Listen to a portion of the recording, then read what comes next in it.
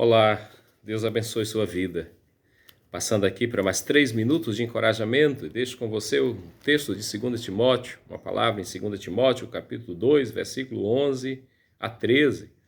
Quando Paulo escrevendo a Timóteo para que ele fique firme, para que ele não olhe atrás, para que ele persevere, para que ele cumpra cabalmente o seu chamado ministerial, Paulo diz então esta palavra. Paulo diz assim: esta palavra é digna de confiança. Se morrermos com ele também viveremos. Se perseverarmos, com ele também reinaremos. Se o negarmos, ele também nos negará. Se somos infiéis, ele permanece fiel, pois não pode negar-se a si mesmo. Então Paulo está dizendo para Timóteo que tem algumas condições que Deus colocou que ele não negocia. Algumas condições que nós precisamos entender na nossa caminhada.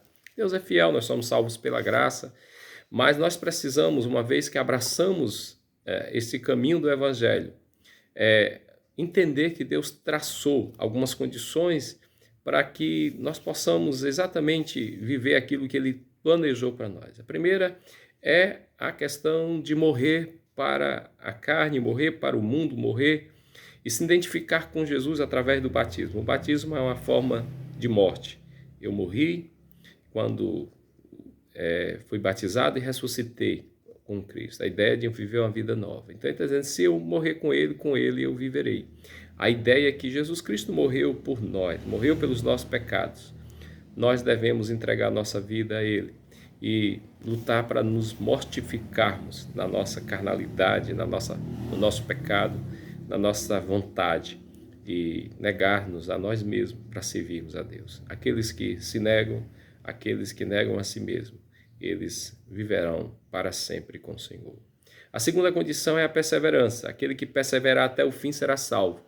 Se perseverarmos com ele, reinaremos.